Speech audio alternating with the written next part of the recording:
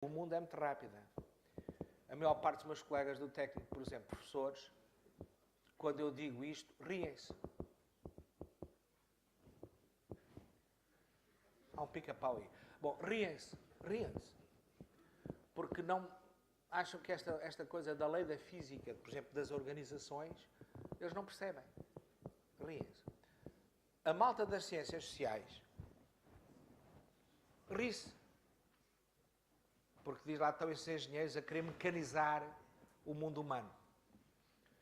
Bom, meus amigos, vocês são novinhos e eu estou-vos a dizer, em termos que, por exemplo, neste momento, nenhum estudante dos Estados Unidos ouve, porque isto nos Estados Unidos ainda não entrou. Estou a sério, não é? Mas que algumas plateias de estudantes na Europa e no Japão e na Rússia já estão a vir, que estes sistemas onde nós metemos as nossas informáticas são sistemas que também têm leis físicas. Onde aqui estão a incluir a biologia como uma parte da natureza. Porque a biologia não viola a física. E se lembrarem da aula do professor Arlindo, começam a perceber que se calhar há aqueles estudantes que são um bocadinho duros de ouvido. Eu estou a dizer aqui, há silêncio. Quem quer falar, vai lá para fora. Portanto, eu vou mostrar-vos aqui muito rapidamente algo e o objetivo, isto parece ligeiro, é introduzir-vos um conceito onde vocês vão perceber qual o papel do servidor de carbono, isto é, eu, tu, no contexto de uma organização, qualquer que ela seja, onde nós estamos, não é? Qualquer família, empresa, o que queiram. E o que é que isto tem a ver com teoria de sistemas e depois a seguir vamos ver o que é que isto tem a ver com controle dinâmico e feedback de sistemas. E nas próximas aulas vou continuar a desenvolver isto para vocês perceberem o que é que isto tem a ver com a engenharia informática.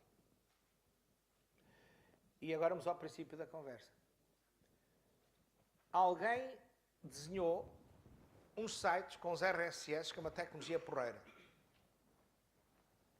Se calhar já é um bocado ultrapassada.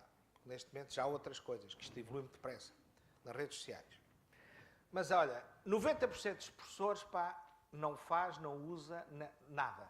90% dos alunos nunca viu. E puseram aquilo ali que é porreiro e esqueceram-se de que aquilo é um artefacto dentro de uma organização e é para funcionar. E, portanto, fizeram um artefacto tecnológico Zeco, mas não fizeram engenharia de sistemas da organização, onde esse artefacto pode trazer mais valia para o funcionamento da organização. Isso é má engenharia informática, perceberam? Isso é como fazer uma ponte e ignorar que existe a gravidade. É burrice. É mau profissionalismo. Não há nenhuma área da engenharia informática que possa exercer a sua atividade na segurança, no multimédia, no que queiram, na inteligência artificial, que possa ignorar as coisas que eu vou aqui falar. O que vocês vão ver é que ao longo das vossas cadeiras, a maior parte delas não tem este referencial, esta preocupação. Não todas. E isso é um defeito da nossa jovem área de engenharia informática. Nós somos uma área jovem. Isto começou anos 60, na realidade, com a IBM. As máquinas começaram antes, como viram. O Arlindo contou a história, o professor Alves Marques também. Mas, em termos de impacto humano, começou nos anos 60. Somos uma engenharia jovem. A maior parte dos nossos projetos no mundo tem um ritmo de falhanço miserável. Graças a Deus, rapazes, têm futuro.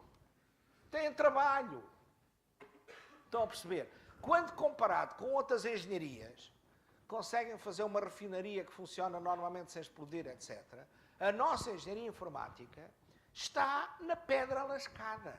Há muito a fazer e bem feito. E que implica conhecimentos técnicos profundos e atualizados. Profundos. Não é blá blá blá. Não é informática de supermercado. E implica outro tipo de conhecimentos sistémicos que têm a ver com o tipo de ecossistemas onde a gente mete os artefactos informáticos. Porque aquilo mete-se para funcionar. E não é para funcionar do ponto de vista do guru técnico. Aqui do técnico faz assim e disto funciona. que é que me interessa que isso funcione? Eu também montei um sistema para aqui que funcionava todo, no princípio da cadeira. Pois não funcionou. Perceberam? E o que é que um gajo tem que ser? Humilde. Aprender. Humilde. Estão a perceber? A engenharia e a ciência são humildes. Muito bem. Eu vou passar isto rápido. Está em inglês. Pá, isto foi para estudantes que são estudantes das áreas de gestão nesta universidade, de doutoramento. E os gajos iam vomitando isto. Há uma coisa que se chama o Enterprise Engineering Manifesto, que agora é um paper que se chama The Principles of Enterprise Engineering. Está no meu currículo. Vocês sabem que o meu currículo está na net, não é? Se forem lá vão ver. E que é uma coisa que saiu em janeiro deste ano. Isso é um documento fundamental, mas eu já vos dei o Gödel, Escher e Bach para ler, portanto, primeiro entretenham-se com esse. Bem, mas basicamente, aqui o que é uma empresa? Uma empresa como sistema dinâmico, a física das operações empresariais e depois a questão, o design da empresa para controle dinâmico. Este controle dinâmico não é mecanicista, chama-se pilotagem. Para a gente fazer enterrar a empresa no aeroporto que quer. Pilotar o voo, a trajetória. Amigos, eu acho muito bem que vocês estejam a consultar a internet, mas jogos não, está bem? Pá! Vocês precisam de ir trabalhar outras coisas, façam um favor. Ora bem, as organizações são sistemas sociais, fundamentalmente. Quer dizer, tem lá humanos. E os humanos não são um artefacto que está a substituir os robôs enquanto eles não forem mais inteligentes. Não, não é isso. Não é isso. Os humanos têm capacidades de avaliação e julgamento e depois de ética e de moral que os robôs não têm. Podemos dizer, ainda, sim, o Arlindo disse, se calhar daqui a 5.000 anos, ou 500, ou 50, já têm muito o que nós temos. É possível, é natural. E se calhar nessa altura já a gente tem mais, porque nós interagimos com o sistema e também vamos evoluindo. A capacidade de discernimento de um ser humano hoje não é semelhante à capacidade de discernimento de um gajo de há 10.000 anos. A malta evoluiu.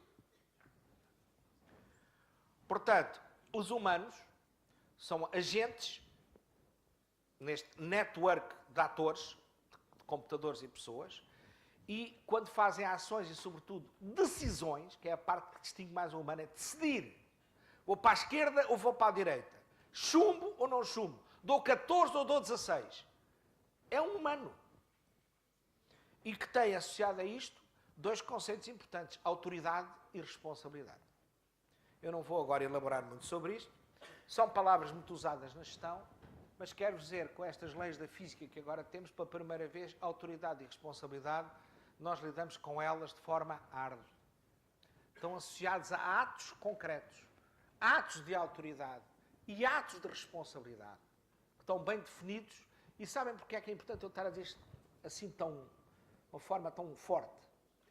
Porque os humanos e os computadores estão interligados. E eu tenho que ter as coisas muito bem definidas. Quando um computador está a dar suporte a um humano na relação de um ato, aquele ato tem que estar univocamente definido, pá. Não é mais ou menos. Não é depende. É ou não é. Estão a perceber? Portanto, isto não é conversa de chacha. E tudo o que seja conversa de chacha que todos temos é tudo porreiro. Mas essa conversa é uma conversa coloquial para a gente comunicar. Quando chega ao momento de decidir, um gajo decide isto ou decide aquilo. E muda o estado do mundo dependendo do que decidiu. Mesmo que a gente julgue que não. Mesmo que a gente diga assim, eu não quero decidir, já decidiu. Estão a perceber? There are no free lunch. Tudo o que fazemos tem consequências. Tudo. Portanto, o princípio básico do funcionamento das organizações é que estes atores humanos, estes servidores de carbono na rede que estão a transacionar coisas, não é? Estão a transacionar, mas estão a transacionar em relação com. Eu estou aqui numa aula com vocês. Nós estamos em transação. Eu não estou sozinho. Ok?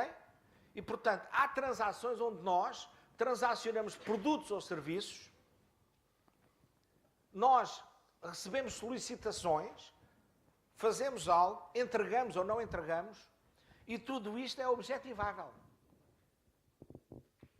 Okay? É objetivável, não quer dizer que a priori seja, mas a posteriori é. Isto é muito importante. O tempo. Eu não sei nunca como é que um ser humano vai decidir. Nunca. O ser humano é livre. E toma decisões como entende. Pode entender tomar decisões de acordo com um gajo que está em cima dele à porrada, a dar marteladas na cabeça. É a opção dele. Ok? Um computador também é muito assim. Sobretudo um Windows. Normalmente faz o que a gente acha que ele devia fazer, até que o gajo de repente não faz. As máquinas todas. Por exemplo, avariam. O gajo liga o interruptor, pim, a luz não acende. Hã? Todo o mundo é assim. Os seres humanos são mais assim que os outros. Que os seres humanos, com esta capacidade de computação gigante, em cada momento têm N caminhos alternativos. E, portanto, a sua capacidade, o seu livre-arbítrio, manifesta-se muito mais frequentemente e muito mais imprevisivelmente visto do exterior. Mas depois de agir, a gente pode observar ele próprio o que é que fez. Esta diferença entre o antes e o depois é o que eu vos vou explicar hoje nesta aula. E tem a ver com sistemas abertos e fechados. E com a possibilidade, ou com haver feedback dinâmico ou não, e controle dinâmico ou não. Os seres humanos são suportados por artefactos técnicos, como os computadores. Uma organização é um web, é uma rede de servidores humanos e de computadores. Também há organizações que também têm redes de animais, circos, parlamentos, etc. E depois, portanto, bem, isto agora eu vou entrar, eu não quero entrar por aqui agora, mas o que é uma empresa? É uma rede de atores que estão... E tudo isto está a mudar em tempo real. Porque há uma porrada de feedback, quer dizer, isto não é reprodutível.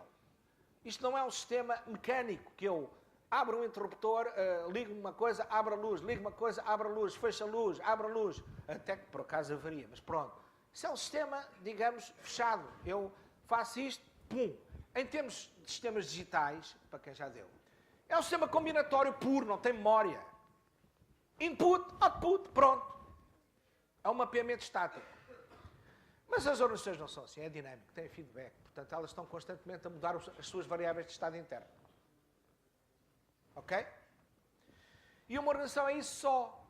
É um sistema sequencial. Uma organização é uma máquina sequencial gigantesca. Como um ser humano também. E as organizações são sistemas dinâmicos, neste sentido. Portanto, têm estado, têm input, têm output, têm realimentação e têm estado interno. É uma máquina de estados. Quem ainda não teve sistemas digitais, há de ouvir falar de máquinas de estados. Sistemas digitais, como é que se chama isto hoje? Como é que se chama a vossa cadeira? É isso. Vocês vão ouvir falar disto e quando ouvirem falar de máquinas de mil e máquinas de muros, já ouviram? Ainda não? O segundo ano já ouviram. Pronto. Vocês lembrem-se disto. Olha, a professora Tribalem falou disto. Pois é isto mesmo. É. Aqueles modelozinhos simples que parecem que é só umas merdinhas para ligar ali com umas coisas que as pessoas estão a chatear, são modelos mentais poderosos para o mundo. Perceberam? E aplicam-se ao mundo organizacional. E onde se aplicam as leis da natureza. E, portanto, isto é um modelo básico. Portanto, a parte combinatória em cima, a parte de memória pura em baixo, é para dizer que é um modelo destes. Uma organização é composta por estes elementos, estas coisas elementares, em última análise, pelos elementos ADN do ser humano e pelos elementos, os flip-flops básicos e tal dos computadores, o que é um bocadinho difícil de analisar nestes termos, ou temos que tratar com subsistemas. Temos pessoas, temos um servidor Unix, temos uma máquina Windows, é um bocadinho mais fácil da gente lidar assim. E, portanto, isto eu estou a repetir a mesma coisa. Portanto, uma das coisas importantes é perceber que qualquer mudança que acontece no mundo tem por trás um agente que provocou a mudança.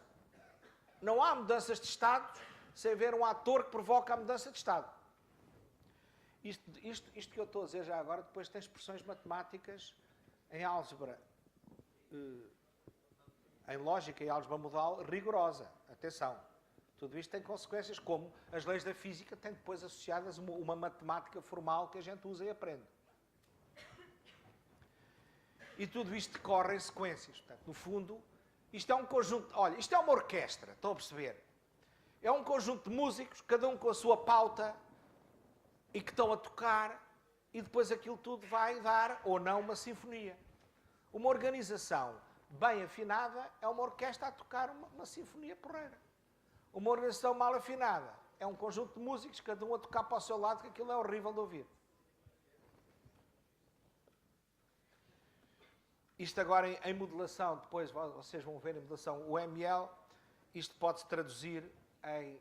isto é contributos de investigação nosso de 1998, é traduzir basicamente em modelos que começam a separar atividades, recursos, objetivos, outputs, etc. Ora bem, eu agora vou entrar aqui porque eu, quando doutorei nos Estados Unidos, de 72 a 77, mais de metade das muitas cadeiras avançadas que tirei, que eram 5 por semestre, foram 6 semestres. Mais de metade eram sobre teoria de sistemas e controle dinâmico. Na altura aplicado a uma coisa que os gajos na altura se divertiam muito, que era a trajetória de foguetões, que é para ir à Lua, que é para mandar uma bujardada nos russos. E, portanto, os gajos divertiam-se muito com isto. Foguetões, aviões, tudo isso. E tem piada que eu, a partir de meados da última década, 2004, 2005, quando descobri as bases, descobri um professor que tinha, o meu Einstein privado, que tinha apresentado as bases teóricas da física empresarial. E eu, a partir daí, comecei a trabalhar com os meus estudantes de doutoramento, que já vão 9, e estes recentes, não é? Depois de 2000, e comecei a aplicar a teoria de controle dinâmico que tinha estudado no MIT, com matemáticas horrorosas, daquelas que cálculo, estão a perceber, integrais múltiplos, coisas, derivadas parciais, ok? E estou a aplicar isso agora ao nosso universo, com outras matemáticas, com outro processamento simbólico, mas os mesmos conceitos. Estão a perceber? E uma das coisas importantes é que eu, para ter um sistema e querer pilotá-lo, querer pilotar o avião para aterrar, o meu sistema tem que estar populado com pontos de observabilidade. Tem que ter um conjunto de variáveis que eu consigo ler. Vou lá dizer assim, é 0 ou 1 que está ali agora. Estão a perceber? Em termos de sistemas digitais. Isto é um 0 ou 1. Consigo ler ou não? E depois tem que ter a possibilidade de controle. Isto é, chegar lá a umas variáveis e fazer set ou reset. Por ação forçada. Ponha 0 ou 1. Tem que ter a capacidade de ler e de escrever no sistema para conseguir pilotá-lo. Estão a perceber? Como no automóvel. Eu, se não tiver o raio do volante, é difícil pilotar o automóvel, não é? Pronto. Então, o automóvel foi desenhado para eu poder, através de um instrumento aqui, orientar o automóvel e as rodas. E depois também tem um screen, que neste momento é transparente, no futuro pode ser todo eletrónico, como nos aviões de combate mais modernos. Já não há janelas, não é? Aquilo é tudo eletrónico, não se vê nada para fora. Onde um tipo está a observar, os sensores estão-lhes a dar informação em tempo real do ambiente, interno, externo, etc. A estrada. Ok? É isto. Repare, isto que é artefactos que nós metemos no sistema através da engenharia que potenciam ao ser humano estar aware da situação e do contexto onde está, para depois decidir e depois poder agir com os meios que tem para controlar a situação, pilotar, fazer o driving. Isto aplica-se ao trabalhadorzinho normal que está numa empresa, pá, que é o porteiro, aplica-se a ele, estão a perceber? É a mesma coisa. O trabalhador que está na portaria, a sentinela que está no quartel, a mulher da limpeza que está a limpar as sanitas, tem que ser entendida como alguém que está a pilotar uma parte, um subsistema da organização e precisa de um cockpit de instrumentação e de ação. Eu quero dizer que vocês estão a receber aqui informação minha, que muitos de vocês podem achar que está fora de contexto, mas não está. Se vocês ouvirem e refletirem sobre o que eu estou a dizer, isto vai influenciar profundamente a forma como vocês vão fazer a vossa aprendizagem nas disciplinas, vão questionar muita coisa nas disciplinas e nos professores, legitimamente, e vão desenvolver a vossa capacidade e atitude profissional. Portanto, acreditem que eu estou a procurar dar-vos o melhor que sei e posso. Tenho muitos anos disto, tenho muita experiência profissional e estou muito consciente do que é que estou aqui a entregar. Não se preocupem se não perceberem muito disto, porque só há 2 ou 3 coisas essenciais para vocês perceberem, que eu já vou dizer. Portanto, uma coisa importante é um sistema cujas variáveis não podem ser observadas, não pode ser controlado. Perceberam? Uma administração pública portuguesa, onde na execução temporal há um conjunto de coisas que sucedem que a gente não consegue observar, não é controlável. Coderam demonstrando que a gente sabe isso há mais de 200 anos. Um sistema cujas variáveis não são controláveis, obviamente também não é controlável. Portanto, temos este conceito de design, engenharia.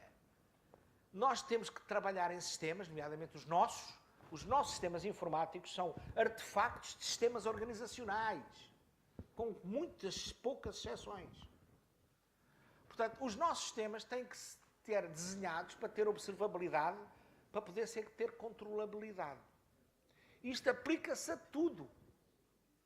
O que eu estou a fazer aqui, ao querer passar umas pautas para vocês escreverem, é recolher observações para eu poder depois controlar e alterar.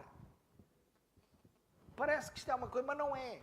Eu preciso de informação da relação entre vocês e a informação que eu estou a dar para poder depois pôr esta informação correta. Agora vou mostrar uns bonecos que estou proibido sempre mostrar para os meus estudantes de doutoramento, diz que isto é ridículo e que eu devia, ter uma coisa profissional. Mas isto levou-me tanto tempo a fazer, e eu gosto tanto deles, eu adoro cores. E, portanto, vocês vão ver. Aqui está o essencial do que eu vos quero dizer. Ora bem, isto é uma coisa que um senhor que estava a estudar no MIT, antes de mim, estava no final dos anos 60, Kalman, e que trabalhou com um prémio Nobel chamado Wiener, que era orientador do doutoramento dele, e propôs uma maneira de fazer controle de sistemas diferente do Wiener, que era usando o chamado máquina de estados. E o Wiener chumbou o gajo na prova intermédia de doutoramento e o gajo foi para a rua do MIT, foi-se doutorar em Stanford. E depois, o que ele fez no seu doutoramento, que se chama o filtro de Kalman, é a base completa de tudo o que é controle moderno. E um dia eu vi, quando estava no MIT, o gajo foi lá pela primeira vez de volta ao MIT, já não estava lá Wiener nenhum, claro que já. Eu também não conhecia o Wiener, embora tenha tido a honra, quando fui para o MIT, instalaram-me num gabinete lá nos pavilhões, que ainda eram do tempo da Segunda Guerra Mundial, e que tinha ratos. E eu estava um bocadinho indignado, porque um gajo paga umas propinas que não é como aqui, não é? Aquilo é mesmo caro. E fui falar com o meu professor e ele disse, José, cala a boca, nós estão a construir um edifício novo para nós, e eu depois fui para lá, mas tu estás no gabinete do Norbert Wiener, Portanto, considera isto uma honra. Ele disse, pronto. Ratos, mas no gabinete do Norbert Wiener. Muito interessante. E portanto, eu vou-vos explicar isto. É assim. Aqui está uma organização, estão a ver? Uma organização é uma realidade que não é uma coisa bonita, organizada, com departamentos. Isso é a maneira como a gente quer ver. A realidade de uma organização é emergente. É as ações que as pessoas e os computadores fazem com os artefactos que têm, com os telefones, com os faxes, com os post-its, com ir ao café. Isso é que é a vida organizacional. Isso é que é a realidade. O resto é treta. E a grande questão é que numa organização há estados observáveis e há estados controláveis. E a organização está aberta, é um sistema aberto que está no mundo, recebe outputs, inputs, não é? Alunos que entram e tem outputs.